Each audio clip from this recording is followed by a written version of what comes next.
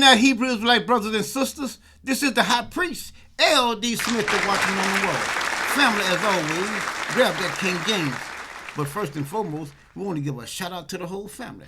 Happy Sabbath, Israel. And that being said, we're going to go right into our teaching, family. We got a wonderful teaching, fine teaching as always. I ask you guys to read along with me, think about the word, listen to the words that are coming out of your mouth. And I know that the Most High will give you a clear understanding. Now, that being said, we're going to move forward, all right? Now, I think I named this teaching here something around like the Most High, either my words shall stand, something like that. But we want all of Israel to understand that no matter what you see, hear, or taste, the Most High God word stands forever. All right. Now let us go and take a quick look at that, because we are here today to warn we His people that the Most High God is soon to send Elijah back. And see, we got to be ready, family. We got to be ready to receive the instructions, because he's gonna bring all of us back and get all of us back together like we're supposed to be. So all right, so we're gonna go ahead and get into our teaching now. We're gonna look at Jeremiah. Now we already know that in Isaiah 46 says He declared the end from the beginning, that His counsel shall stand. All through the Bible it says that my word is fixed in heaven. Who can change? Who can make straight that which God has made crooked? See, that's telling you that God's ways are not our ways, as He says in Isaiah 50:55. You know, because the way that the Most High does things, it may look crooked to us. See, and then that's why you hear Him holler about it. I'm gonna see what I can do to change. You can't change nothing. See, because if it looked all right to you, then you wouldn't worry about changing it. But pretty much everybody down here that's ignorant, that does not have any kind of level of consciousness concerning the Most High's will and His word, that they speak out of terms about, let me see what I can do to change this or change that. See, you got a problem with it. That's why you want to change it, because it looks crooked to you. But I'm here to give you the 411. Baby, you can't change nothing that God has made crooked. None of y'all. You, your mama, your cousin, none of y'all. Huh? None of y'all out there. The Pope, the purple shirt wearers, none of y'all. All y'all that's out here just giving out information, hadn't been sent, ain't talking about the Most High told you to tell nobody nothing, just giving out information, just talking. Y'all got a day coming. Y'all got a day coming because you hadn't been sent by Him. You prophesying lies in His name, saying, "Hey, the Most High said," He said, I never sent you." But anyway, let's look at Jeremiah chapter 44, verse 29. Look what it says.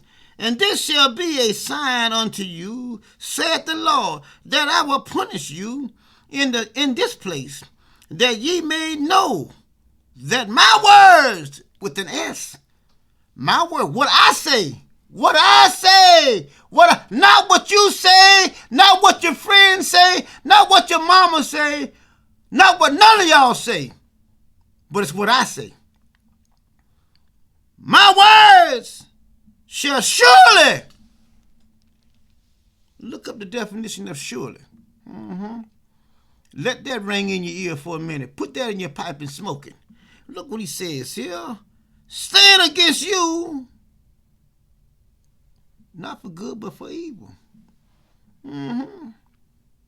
See, because we have gotten over here in Western civilization and captivity, and we have learned to serve and worship other gods, other nations. He says, don't mingle with them.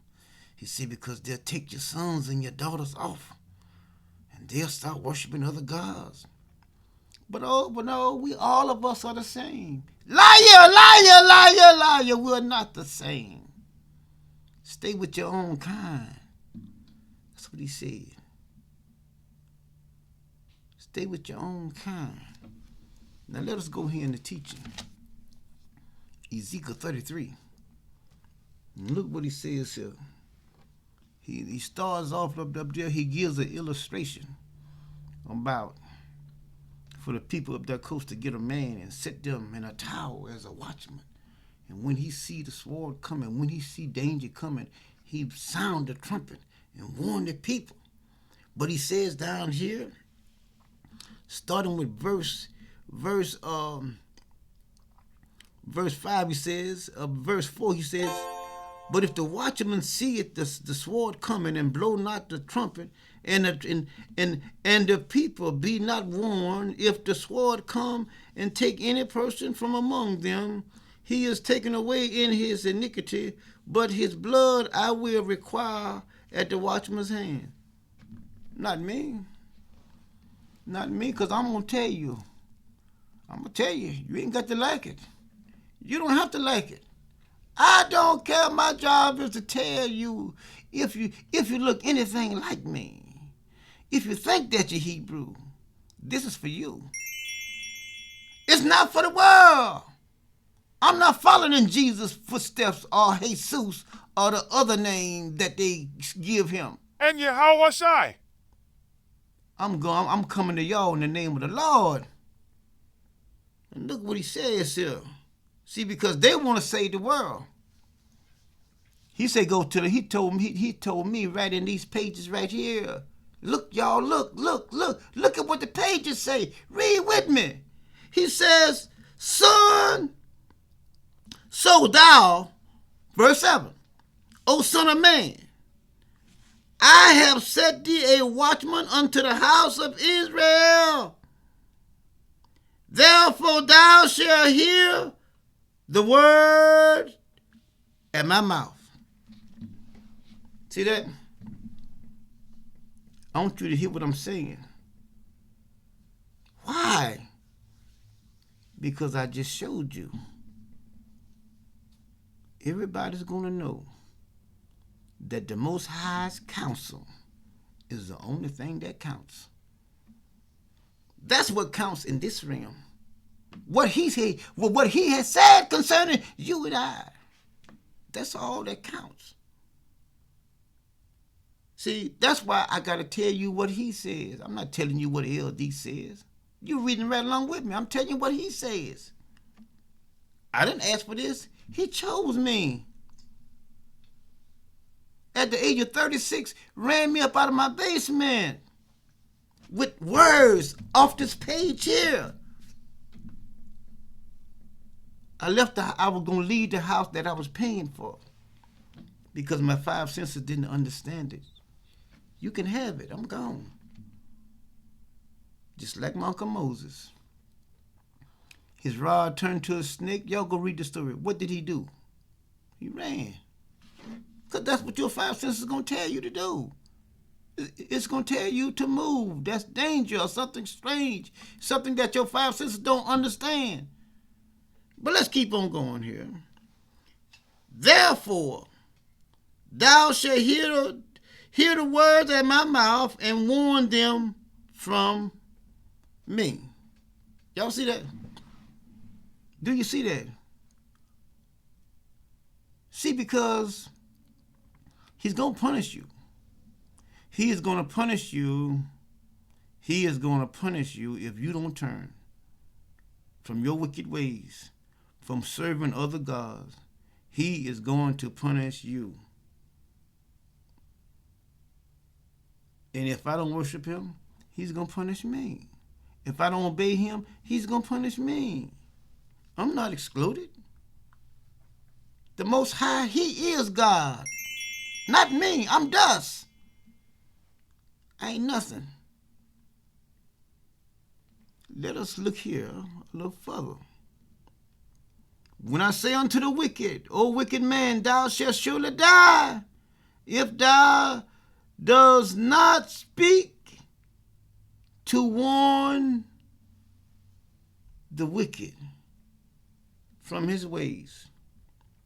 I told you up there in the upper verse when he told him about the one that blows a trumpet.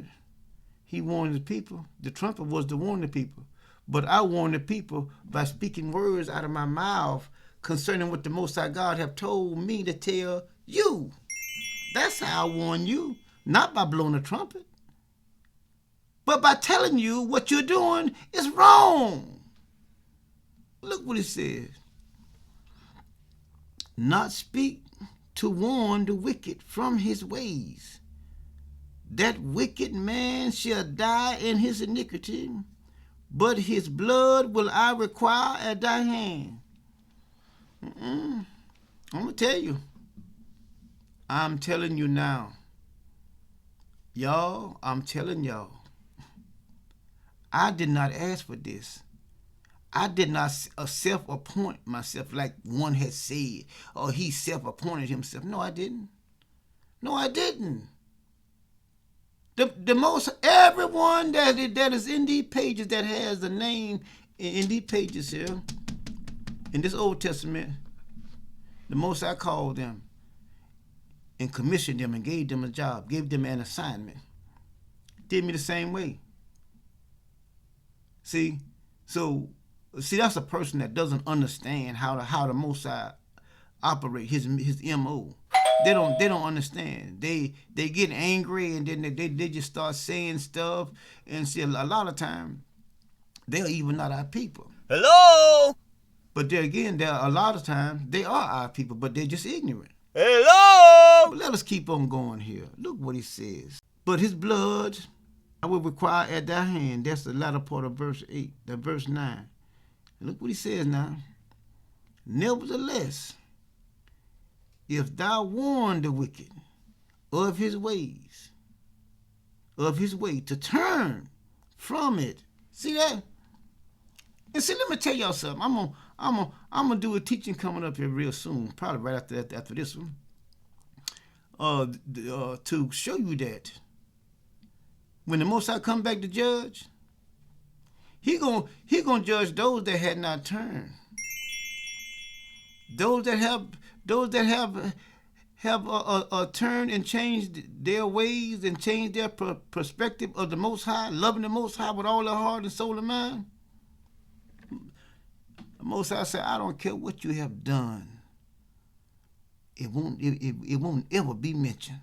I'm gonna show it to you right in the pages. It doesn't matter.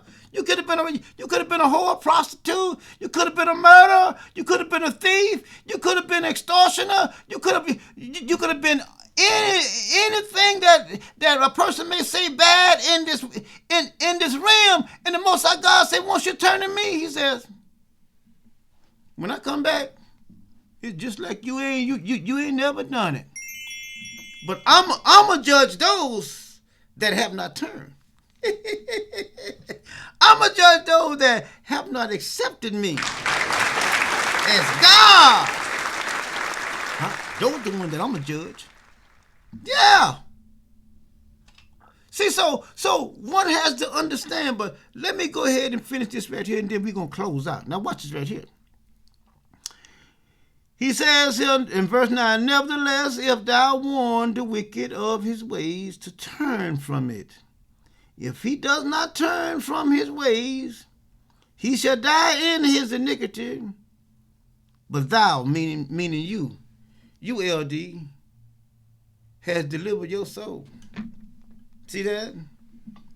And that's what I'm doing now. I'm delivering my soul from anyone that does not want to turn, that think that you might be Hebrew, that does not want to turn and come back and serve the Most High God with all your heart, soul, and mind. Until next time. We over here at the high priest over the whole house of Israel say we love you guys. Shalom. We don't mind waiting on Elijah. We don't mind waiting on Elijah. We don't mind. Praise the Most High. We don't mind.